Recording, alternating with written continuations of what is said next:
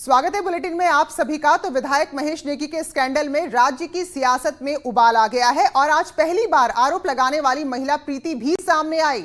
News 18 के पास प्रीति पहुंची और यौन उत्पीड़न के आरोप से घिरे बीजेपी विधायक महेश नेगी पर आरोप लगाते हुए कहा कि उनको और उनकी बच्ची की जान को खतरा है। महेश नेगी से यहां पर अपनी जान को खतरा बता रही साथ ही पीड़िता ने यह भी आरोप लगाया कि पुलिस ने इस मामले में उनकी बात नहीं सुनी, ना ही एफआईआर दर्ज की है, जबकि विधायक महेश नेगी की पत्नी की तहरीर उन्होंने तुरंत दर्ज कर ली है। न्यूज 18 से एक्सक्लूसिव बातचीत में पीड़िता ने और भी कई सारे गंभीर आरोप लगाए हैं।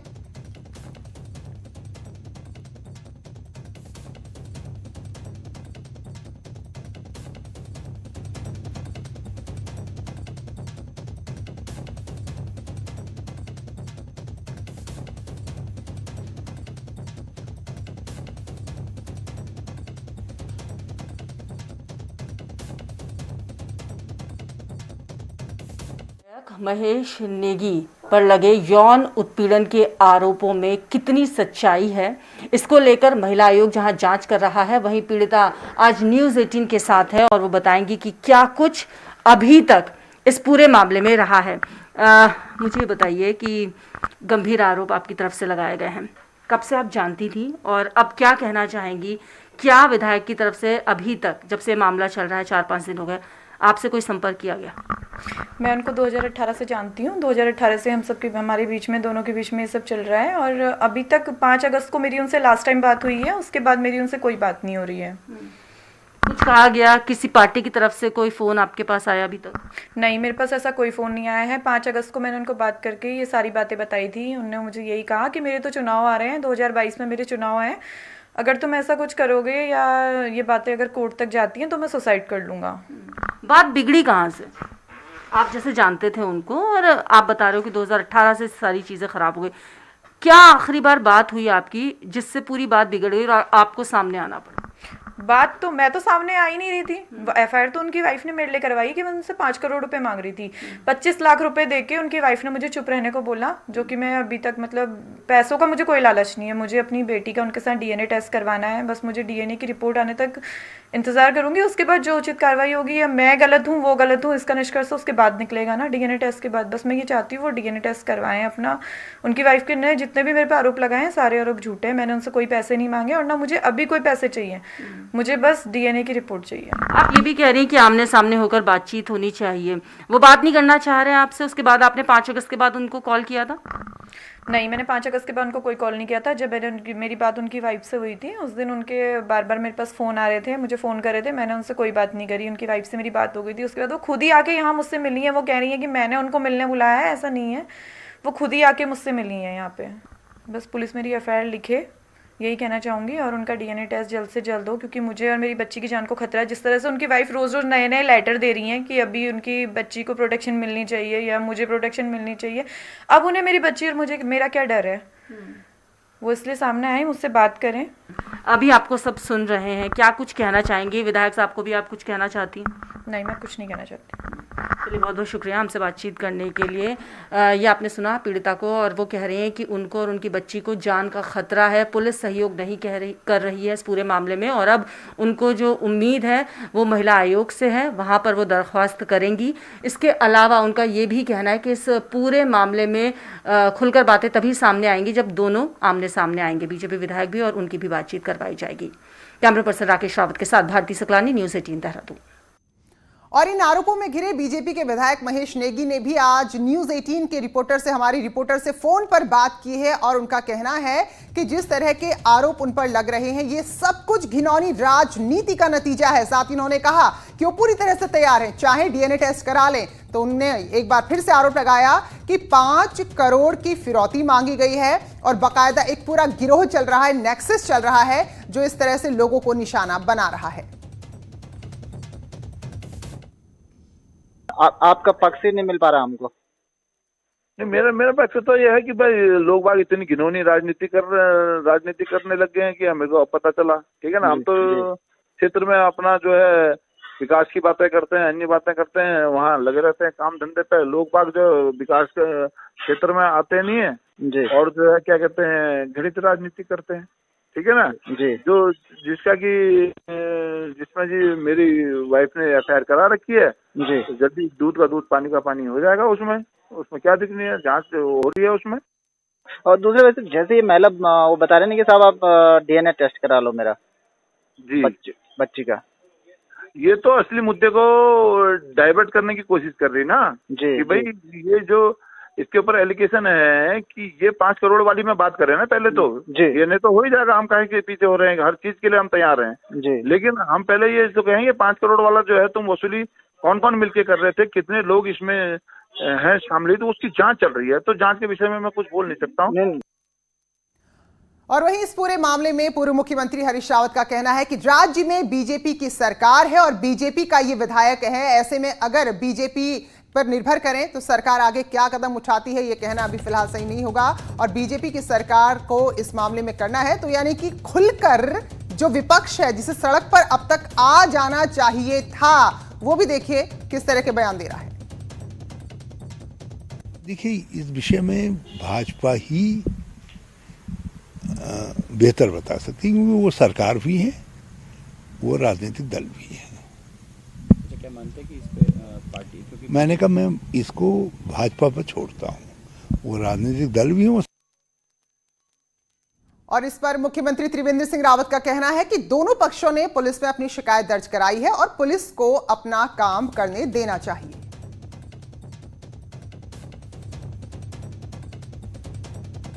समझता हूं कि ये उसमें दोनों लोगों ने अपनी शिकायत पुलिस को दी है और पुलिस को अपना काम करने देना चाहिए।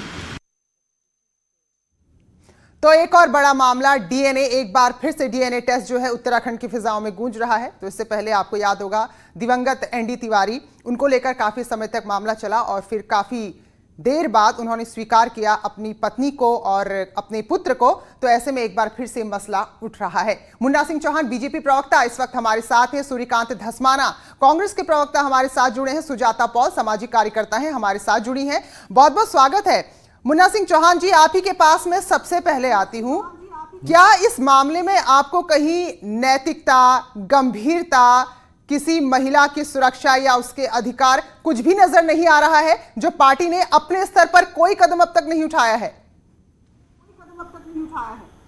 प्रीति जी, अभी मैं सुन रहा था, इसमें आपको देखिए पहली बात यह है कि दोनों तरफ से पुलिस में शिकायत दर्ज हुई और महिला के बयान को भी आधा अधूरा मैंने सुना और विधायक जी की बात को भी थोड़ा बहुत मैं सुन पाया और आपके द्वारा जो तमाम सारे सवाल किए गए बड़ी बेबाकी से दोनों पक्षों ने अपनी बात भी कही और विधायक ने भी कहा कि वो हर प्रकार की जांच के लिए पूरी तरीके से तैयार है और दोनों तरफ से गंभीर आरोप लगाए गए। अब जब दोनों तरफ से गंभीर आरोप हों तो मैं बहुत विनम्रता पूर्वक आपके सम्मानित चैनल के माध्यम से कहना चाहूंगा कि जो लॉ एनफोर्सिंग एजेंसी है उसका काम क्या है। ठीक है। उसको जिसे कहा जाता है पूरी न्यूट्रलिटी के साथ, जिसे कहा जाता है विदाउट फियर एंड फेवर, मामले को तहकीकात करनी चाहिए, इसको इन्वेस्टिगेट करना चाहिए और कर रही है। इसलिए माननीय मुख्यमंत्री जी ने कहा कि बाकायदा ये जांच एजेंसी के ऊपर छोड़ देना चाहिए, पुलिस के ऊपर छोड़ देना चाहिए। बहुत अच्छी बात है मुन्ना सिंह चौहान जी, हमें भी खुद अपनी जांच एजेंसियों पर भरोसा है और होना चाहिए। Law will take its course. ठीक है, तो ये विचार आपके उस वक्त कहां गए थे जब हरक सिंह रावत पर आरोप लगे थे? हालांकि अब वो आपकी ही सरकार में है, आपकी ही पार्टी में है और बाकायदा मंत्री है। याद होगा जैनी प्रकरण, इस्तीफा देना पड़ा था हरक सिंह रावत को, तो उस वक्त भी छोड़ देते आप, कानून अपना काम करता और उसके बाद साल भर बाद क्या हुआ? वो निर्दोष साबित हुए मुन्ना सिंह चौहान जी। जी आपको फिर बता दूं मैं कि जाहिर तौर पर उस समय भी ये प्रकरण विधानसभा के अंदर उठा और जो कार्रवाइयां हुई वो विधानसभा के पटल पर सदन की कार्रवाइयों पर आधारित थी और मैंने उस समय भी कहा था, यदि आप आवश्यक समझ रहे हैं तो इसे कोट करिए, मैंने उस समय भी कहा था कि विधानसभा के अध्यक्ष जी ने बाकायदा एक हाउस की एक फैक्ट फाइंडिंग कमेटी कॉन्स्टिट्यूट की और मैंने कहा था कि ये गलत हुआ है, फैक्ट फाइंडिंग कमेटी को अपनी फाइंडिंग्स पहले हाउस को बतानी चाहिए, उसके बाद मामला पुलिस में जाना चाहिए था। लेकिन तत्समय जो हाउस था, जो माननीय स्पीकर साहब थे, जो माननीय मुख्यमंत्री जी थे, कांग्रेस के ही थे, उन्होंने क्यों ये आवश्यक समझा कि हाउस को सूचित किए बिना और प्रकरण को पुलिस को संदर्भित किया। ठीक है, देखिए मुन्ना सिंह चौहान जी, अभी आप बहुत सारी बातें या बहुत सारी परिस्थितियों की तुलना कर सकते हैं। अभी सदन नहीं चल रहा और कोरोना काल में चलेगा भी नहीं, सुनिए। लेकिन मुख्यमंत्री ने उस वक्त तिवारी जी ने एक सर्वदलीय जांच समिति का गठन किया था, नहीं किया था? अब आप इस बात पर पूरा ठीकरा फोड़ दीजिए, भैया विधानसभा की कार्रवाई नहीं चल रही है, वरना हम तो कर देते। पार्टी की तरफ से, मुख्यमंत्री की तरफ से, संगठन की तरफ से कोई तो एक ऐसी बात सामने आती। भारतीय जनता पार्टी कतई भी इसमें ना विधायक का पक्ष लेगी, ना महिला का पक्ष लेगी, ना किसी के इतने निष्पक्ष आप अपने बारे में कैसे हो जाते हैं मुन्ना सिंह चौहान जी? लॉ का तकाजा है कि दो तरफ से शिकायत आई है, लेवल प्लेइंग फील्ड, दोनों तरफ की शिकायतें गंभीर है। एक महिला ने यौन उत्पीड़न की शिकायत की और दूसरे पक्ष ने करोड़ों रुपए की फिरौती मांगने की बात कही, और दोनों इस बात पे अडिग है कि इसकी गंभीरता से जांच होनी चाहिए। गंभीरता देखिए, हरक सिंह रावत पर भी बहुत गंभीर आरोप लगे, क्योंकि अगर आप किसी के भी चरित्र की बात करते हैं तो पुरुष के लिए भी उतना महत्वपूर्ण है जितना महिला के लिए है। तो उस वक्त तो नैतिकता करके आपने उनको सदन में बैठने नहीं दिया, और अब आप कह रहे हैं कि कानून अपना काम कर रहा है। ठीक है, आप सरकार में हैं, आपकी पार्टी सरकार में है, तो आप इसी तरह का प्रयास करेंगे।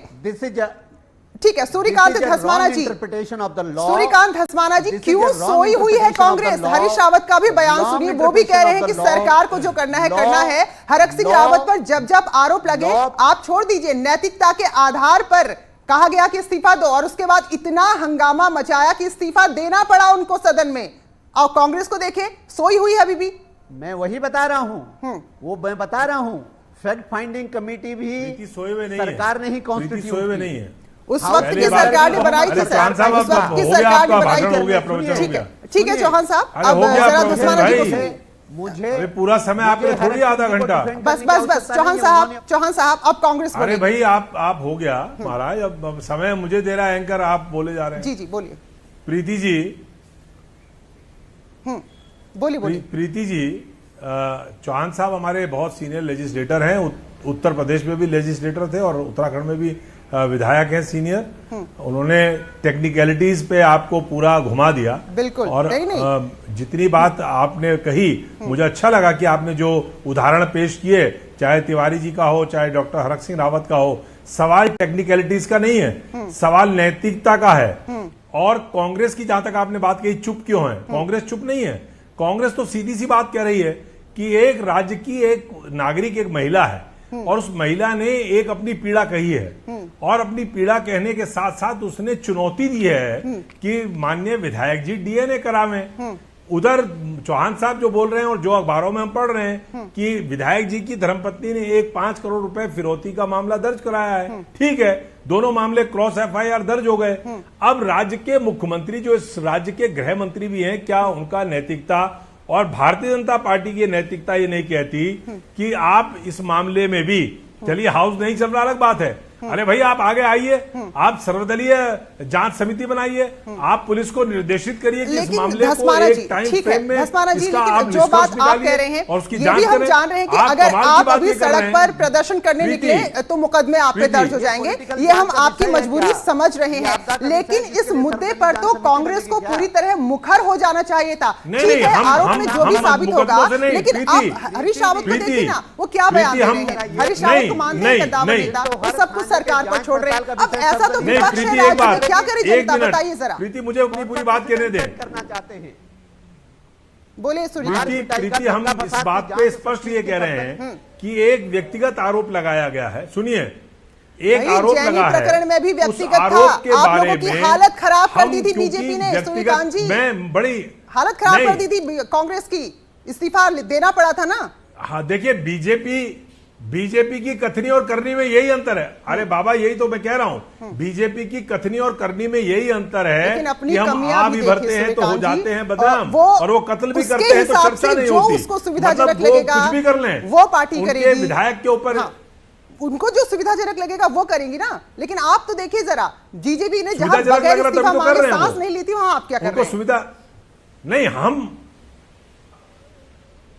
अरे भाई हम इस्तीफा, ऐसा है ना, इस्तीफे की बात नहीं है, हम तो हमारी डिमांड ये है, हमारी डिमांड ये है कि उसको मुख्यमंत्री को और बीजेपी के अध्यक्ष को अपने एमएलए को सीधा डायरेक्ट करना चाहिए कि जब वो महिला चुनौती दे रही है कि डीएनए कराइए उसकी बेटी का, तो डीएनए टेस्ट कराइए, और अगर डीएनए टेस्ट में गलत निकलता है, झूठा आरोप निकलता है, तो जो सजा उस महिला के खिलाफ बनती है वो करिए। मुश्किल फोन पर मिले हमें हमारे रिपोर्टर ने जो बात की और वही हम सुना पाए, घर भी उनके गए थे, वो आए नहीं सामने। अविकल थपलियाल जी भी हमारे साथ जुड़े हैं। अविकल जी, आपका भी बहुत बहुत स्वागत है। मैं सुजाता जी आपके पास आऊंगी, लेकिन अविकल जी के पास में जाती हूँ। अविकल जी, एक ही मामला होता है, उसमें रुख आप देखें, चाहे बीजेपी की मैं बात करूं या कांग्रेस की मैं बात करूं, तो जो सियासत में इस तरह के आरोप प्रत्यारोप लगते हैं और जब महिलाएं शामिल होती हैं या फिर उत्पीड़न उनका शामिल होता है, तो इस वक्त राज्य में चाहे भी बीजेपी की बात करूं या कांग्रेस की बात करूं, दोनों के रुख क्या आपको सही लग रहे हैं? देखिए, बीजेपी का जो रुख है वो अपने विधायक को बचाने का रहेगा, ये जायज सी बात है। और जहां तक आप कांग्रेस के रुख की बात कर रहे हैं, तो पीड़िता ने 15 अगस्त को अपनी तहरीर दी और आज करीब 4 दिन हो चुके हैं, उसमें अभी तक कोई एफआईआर दर्ज नहीं हुई है। और जो पुलिस है वो ये कह रही है कि जो एक एफआईआर दर्ज हुई है उसी में हम इस लड़की की एफआईआर को भी शामिल करके जांच करेंगे, जो अभी तक निकल के आ रहा है। तो लड़की की तरफ से जो एफआईआर हुई है उस पर अभी किसी भी प्रकार का मुकदमा दर्ज नहीं हुआ है। और जहां तक आप बात कर रहे हैं, पूरी पुरानी बातें भी निकल के आ रही है, हरक सिंह रावत वाली बात भी निकल के आ रही है। हरक सिंह रावत ने उस समय स्वयं विधानसभा के अंदर इस्तीफा जब दिया तो साफ कहा कि इस मामले की सीबीआई जांच हो और मैं डीएनए कराने को तैयार हूं। उस मामले में और महेश नेगी के मामले में यही एक मूलभूत अंतर नजर आ रहा है कि महेश नेगी करीब 5-6 दिन इस मामले को हो गए हैं, अभी तक सार्वजनिक तौर पर सामने नहीं आए हैं। रिपोर्टर उनके घर पे जा रहे हैं, उनके ऑफिस में जा रहे हैं, वो नहीं मिल रहे हैं, फोन पे बात हो रही है, वो कह रहे हैं मैं अब मिलूंगा, मैं तब मिलूंगा। महेश नेगी अगर पाक साफ हैं तो उनको तुरंत सामने आना चाहिए था और अपनी बात रखनी चाहिए थी। ये अलग बात है कि इन दोनों के रिश्ते 2 साल पुराने हैं और बहुत कुछ सहमति से भी हुआ होगा और बहुत कुछ असहमति से भी हुआ होगा, ये एक जांच का विषय है। अब पुलिस के सामने सबसे बड़ी बात यह है कि जब लड़की कह रही है कि मुझे नेपाल ले गए, मुझे दिल्ली ले गए, मुझे हिमाचल प्रदेश ले गए, मुझे हल्द्वानी के उनके दोस्त के रिजॉर्ट में ले गए, और शादी से 2 दिन पहले 3 दिसंबर को लड़की की शादी होती है, 1 दिसंबर को विधायक जी इन्हें मसूरी के पास कैंपटी के होटल में ले जाते हैं। तो ये सारा जो मुद्दा है इसमें बहुत कुछ सहमति भी हो सकती है। हम ये नहीं कह रहे हैं कि कहकर अपने आप को बचा सकती है अविकल जी, लेकिन जांच हो इस मामले की। भाई उस वक्त तो विधानसभा का सत्र चल रहा था, तो ठीक है, तिवारी जी ने एक सर्वदलीय जांच कमेटी बना दी और इस वक्त के हालात तो ऐसे नहीं है, तो क्या सरकार बच सकती है इस वक्त? देखिए, मैं आपको बताऊं, आपने एक सवाल उठाया कि कांग्रेस उस तरीके से सामने नहीं आ रही है, सोई हुई है। मैं इस पर दूसरी बात ये कहता हूं कि आज कांग्रेस का एक डेलीगेशन मुख्य सचिव को मिला, ये मैंने सोशल मीडिया में देखा, और आपदा को लेकर उन्होंने अपनी चिंता जाहिर की। अगर कांग्रेस इस मुद्दे को भुनाना चाहती, क्योंकि सारा राजनीति हो रही है, तो इनको राज्यपाल के दरवाजे पर दस्तक देनी चाहिए थी। अगर लगता है कि मुख्यमंत्री या सरकार अपने विधायक को बचाएगी तो इन्हें 48 घंटे के अंदर राज्यपाल के दस्तक देनी चाहिए थी और धरने पे बैठ जाना चाहिए था। इन पे वैसे ही बहुत मुकदमे हो रखे कोरोना काल में, और हो जाते, और हो जाता। पहली बात। दूसरी बात यह है कि दूसरी बात मैं आपको प्रीति जी ये बताऊं कि जो महेश नेगी विधायक हैं, इनका हर दल में बहुत अच्छा रसूख है।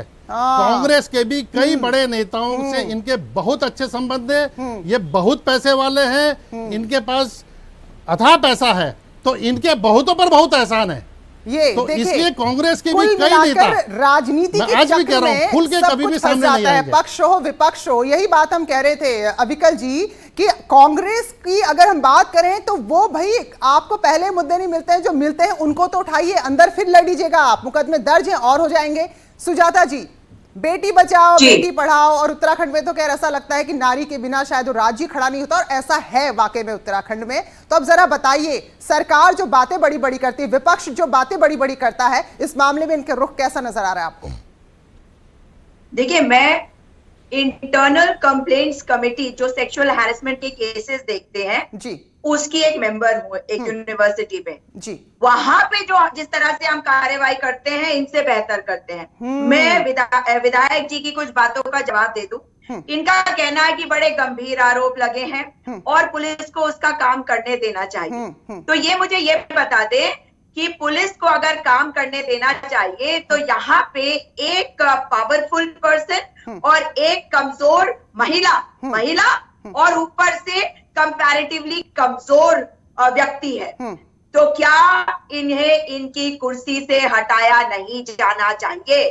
भारतीय जनता पार्टी का एक नाम आप भूल चुकी हैं, जो आपने दिए ना नाम, इसमें मैं जोड़ देती हूँ, संजय कुमार जो इनके संगठन महामंत्री थे, उनपे भी आरोप लगे थे, है ना। अब आप देखिए कि सेंगर के खिलाफ भी, कुलदीप सेंगर के खिलाफ भी इन्होंने एक्शन तब लिया जब कोर्ट ने उनके खिलाफ एक्शन लेना शुरू किया। अगर भारतीय जनता पार्टी सचमुच में जीरो टॉलरेंस है करप्शन के विरुद्ध, अगर सचमुच में महिलाओं की चिंता है और उत्तराखंड देवभूमि में बैठकर अगर ये समझते हैं कि महिलाओं का सम्मान करना चाहिए, तो ये पहले तो इस विधायक को उस कुर्सी से हटाएंगे, सस्पेंड करें। लेवल प्लेइंग फील्ड तभी मिलेगा। This is what you said mister Chauhan, a level playing field will be there only when you remove the MLA from his post, remove him from your party। ये मेरी पहली तो इनसे request है। अब आप देखिए कि इस पूरे मैटर की क्रोनोलॉजी क्या है। वो लड़की बहुत डरी हुई है, मैं खुद उसके साथ एक पैनल पे थी कल। वो डरी हुई है, वो जानती है कि उसकी जान को खतरा है, इसलिए पुलिस को उसे इमीडिएटली प्रोटेक्शन दी जानी चाहिए। उसके साथ कोई भी हादसा होता है तो उंगली सीधी महेश नेगी के ऊपर जाएगी। और तीसरी बात, अगर विधायक की पत्नी का एफआईआर दर्ज हो जाता है कंप्लेंट पर, तो आम नागरिक का एफआईआर दर्ज होगा या नहीं, ये कोई मुझे बताएगा। बिल्कुल, चौहान साहब है ना बताने के लिए। चौहान साहब हैं, चौहान साहब जवाब दीजिए। इतना नादान कोई नहीं है कि आप सत्तारूढ़ दल के एक विधायक से टकरा रहे हैं जिसका अपना भी रसूख है और सामने वाले के लिए राह इतनी आसान होगी जो नजर आ रहा है। जवाब दीजिए जो जो सवाल अभी उठे यहाँ पर। प्रीति जी बिल्कुल, मैं सारे सवालों का जवाब दूंगा and kindly give me few minutes time. अभी मैडम ने जो कहा, नंबर एक तो बात ये समझ लीजिए कि क्रिमिनल जूरिस्प्रूडेंस में, क्रिमिनल लॉ में, क्रिमिनल केसेस की इन्वेस्टिगेशन में विधायकों, सांसदों, दे एंजॉय नो प्रिविलेजेस। ये सब घर बैठे हम लोग तय करने लग जाए फलाने के प्रिविलेजेस है। मुन्ना सिंह चौहान जी, आप ये कानून जो बताने लग रहे हैं ना, बतौर राजनीता आप बताइए, जो आप राजनीति करते हैं, अगर दूसरे दल के विधायकों पर या किसी नेता पर आरोप लगते हैं, उसी दायरे में बताइए आप। कोई राजनीति नहीं, आईपीसी में किसी में नहीं घुसी आप। आपने क्या किया, आपने कितनी नैतिकता दिखाई इस मामले में? दूसरी बात सुनिए तो समझिए, हम तो समझ रहे हैं चौहान साहब। Judgment in a TV channel se debate, we can't sit in a judgment. Madam has rightly said it, we can't sit in a judgment. So बात यहाँ पर अगर नहीं, देखिए चौहान साहब, ये दोहरा रवैया होगा तो सवाल उठेंगे। चौहान साहब सवाल उठेंगे। अपने रवैये को याद कीजिए आप। एक महिला जो कह रही है वो जब आरोप सिद्ध होंगे, नहीं होंगे तब होंगे। आपने क्या किया? आपने क्या किया चौहान साहब? आपकी सरकार, आपने संगठन ने क्या किया? आप दिखाइए, हौसला तो दीजिए कि ठीक है आप नापाक यहाँ पर पूरी तरीके से बरी हो जाएंगे तो बहुत बहुत स्वागत। हरक सिंह रावत को देखिए, नहीं हारे चुनाव उसके बाद भी, क्योंकि पूरी तरीके से निर्दोष साबित हुए। आप भी कीजिए ना कार्रवाई, कुछ तो मैसेज जाएगा। जो लड़की वहां पर लड़ रही है उसको ये तो लगेगा कि भाई हाँ सरकार पूरी तरह साथ है उसके। एफआईआर हो जाती है और उसमें 4 एप्लीकेशन और आती है, तो चारों के चारों एप्लीकेशन उस पहली एफआईआर का पार्ट बना दिया जाता है। You cannot say that the second application has not been registered। तो जाहिर तौर पर वो जो इतनी अंग्रेजी नहीं समझेगी मुन्ना सिंह चौहान साहब, उत्तराखंड की जनता, लेकिन इतना समझ में आ रहा है कि बस कानून में आप उलझा दीजिए कि कब एफआईआर क्या होगा, उस प्रोसीजर में उलझा दीजिए, लेकिन आप कुछ नहीं करेंगे। और फिर ये प्रोसीजर भी नहीं, क्रॉस एफआईआर क्या होती है, ये किस तरह की बातें कर रहे हैं? ये अगर महिलाओं का सम्मान करते, listen, if you really respected women, you wouldn't be talking like this। महिलाओं का सम्मान करते हैं, मुन्ना सिंह चौहान साहब, नहीं मुन्ना सिंह चौहान साहब, वाकई में बहुत, ये हम कहेंगे कि सरकार का जो रवैया है बहुत ज्यादा निराश करने वाला है और जो कहती है उससे बिल्कुल ऑपोजिट है। आप जो कानून का हवाला दे रहे हैं तो हरक सिंह रावत के समय में भी आप बैठ जाते, करता कानून अपना काम, और सवाल विपक्ष पर भी हैं। भाई आप क्यों खामोश हैं? या फिर जो अविकल जी ने आरोप लगाए, भाई महेश नेगी तो हर दल में इतने प्रिय हैं, हर दल में उनके इतने मित्र हैं, तो इसलिए यहां पर सत्ता पक्ष और विपक्ष मिलकर राजनीति कर रहे हैं। और एक महिला, हो सकता है कि उसके आरोप झूठे हों, लेकिन उसकी न्याय मिलने की राह और ज्यादा मुश्किल होती जा रही है। बहुत बहुत धन्यवाद आप सभी का हमारे साथ जुड़ने के लिए। इसी के साथ उत्तराखंड के इस बुलेटिन में इतना ही।